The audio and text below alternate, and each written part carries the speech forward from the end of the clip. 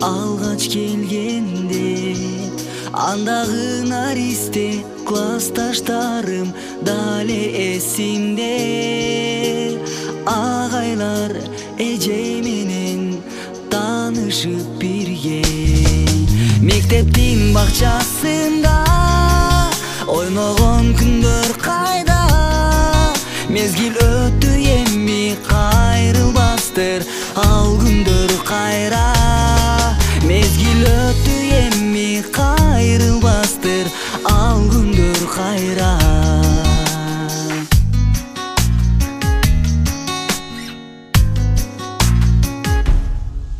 Арадан ай өтүп, жылдар өтүп, жаздын айында сүйүлүр башталып, кат жазышып, керемет алуу бак. Балалык сүйүү калыптыр алыс жактарда. Мектептин бакчасында ойногон күндөр кайда.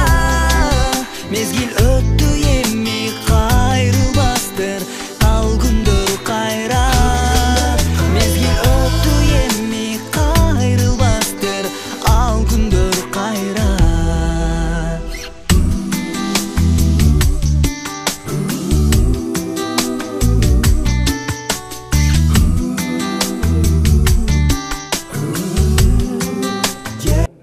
Ильязов Алымбек Татка Бакытович. Алымбек, азыркы кандай окууну бүткөндөн кийин кайсы жака барайын деген ой пландар бар? Мен өз пикирим эмеде болчу, юрфага тапшырайын деп маған көп эле ошо ал эме келечеги жок дегенде эле кылып коюшту да. Өзүм стоматология тапшырып деп атышат, анан өзүм да кызыгуум бар да ошо. Анан ошо стоматология тапшырайын деп атам, анан окунуп бүткөндөн кийин ошо жеке мына советти ачып, жеке өзүнчө эме бизнес кылайын деген ой бар да. Өзүң кызыгуың кайсы? Өзүм кызыгуум ошо гаишник болом деп аттым да. Планым ишке ашпай. Эмнеге ишке ашпай? Эмнеге тоскоол болуп атат? Не дегенде ата-энем болбой атат да. Апам да ошо стоматолог болсоң жакшы дегенден ошо апам айтышы боюнча эметип. Ата-энеңдин айтышы боюнча. Эмнеге тоскоол болуп атат? Сен өзүң айтпайсыңбы каалоо боюнча деп? Ансын шарттар келбейт. Ошо шарт эле бар, анын үчүн билбедим, ата-энем ошо айткан. Азыркы турмушка жараша жакшы кесип аласың. Ошо гаишник болсоң да элдер токтотуп анан жаман көрүнгүчөктө стоматолог болсоң сен элге пайда дегенде болчу да. Анан ошого эле тапшыра турган болуп атам. Биринчи класста. Эмне тест түрбөдө кандай болду, ошо даярданып атасыңбы? Тестке даярданып атабыз. Ошо сабактан да тышкары үйгө барып, анан мектептен калып окуп кетип атабыз. Ошо. Кыздардан негизи жаштык кезиңден эле мурунтан эле. Ооба. Ким болом деп ойлойсуң? Кичинекей кезимден эле мен кыялданчумун, дизайнер болуп, мен көбүнчө жакшы көргөн адамым Замира Молдошеваны тутам, кумуш тутам өзүмө. Анан ошо Замира Молдошевдей кыргыздын таанымал кызы болгум келет.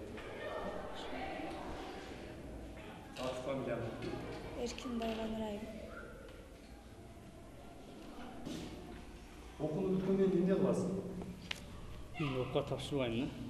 Ылдый кетем, ошо умет бүтүп Кудай кааласа, акаларымдын жанына. Ошо иштеп кетип тапшырам, Кудай кааласа. Өзүң акча таап, өзүң топшуруп алганда өзүң акча алып койсуң. Ошо өзүм карайм болот. Кайсы жакка барасың? Россияга барам. Россияга барасың. Сен ошондо айтып берсең? Мен айтпадым азыр, сен айтып берсең.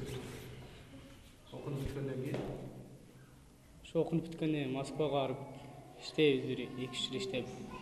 Өзүм мындай окума жетет эле акча таап. Ошо Кудай кааласа Москвадан келгенден кийин бир окууга тапшырабыз. Кайсы ким болгуң келет? Мен физкультурник болгум келет. Ошо дене тарбия мугалими болгум келет. ошого аракет кылам. Аты фамилияң кандай? Кубанычбек Эламан. Кубанычбек Эламан. күч. Сізге ордуңуздан жылбаган аракет кыласыз. Бул кандай мектеп канчанчы класска чейин окутасыздар? Анан канча бүтүрүүчү бүтүп жатат азыркы учурда? Мен карап турайм. Бул мектеп Суан Улуу Алмаз атындагы орто мектеби, алгач Токтогул атындагы орто мектеби болгон, 2 жылдан кийин Суан Улуу Алмаз атындагы орто мектеп болгон. Бул орто мектепте негизинен 28 мугалим эмгектенет.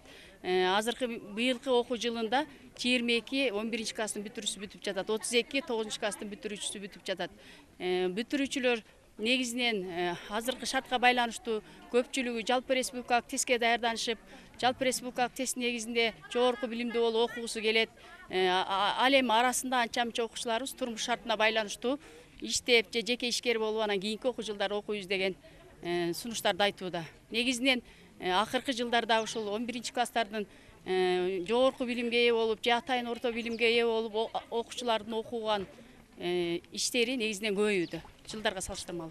Анан жанагы айтылып атат го, бир 9 класска келип эле көбү жогорку окуу жайга тапшырып кетип аткандар да бар депчи. 11 класска чейин. Сиздерде кандай? Неме, биздин Суан Улуу Алмаз атындагы орто мектебинде мен жакындан бери директор болдум, жаңы жылдан бери. Андай 9 классты бүтүп кайра 11 класска келип тестке тапшырып окуга кеткендер негизинен жок. Жок. 9 классты бүткөн окуучулардын ичинен турмуш шартына байланыштуу кээ бирлер кесипчилик окуу жайга кетишет. Айрым окуучулар ошол турмуш шартына байланыштуу кээ бир немелерге иштеп кетишет. Негизинен биздин мектепте андай немелер аз. Биз жалпы кесипке багыт берүү боюнча ориентир жасап, алдын алуу иштерин жүргүзүп жатабыз. Мектеп жетекчиси катары мектеп мугалимдери менен бирдикте. Аты фамилияңызды толук айтыңыз. Жутабаева Гүлмира Кулмаматовна. Кызматыңыз кандай? Кызматы мектеп директору. Рахмат.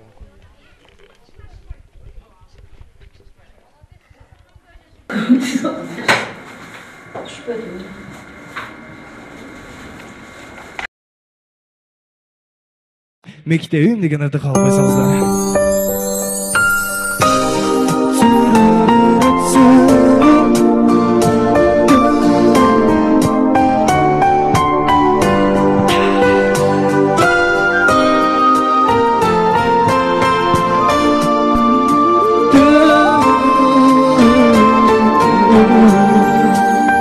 Algaçkı appak barak defteri esimde ece gelir mektebi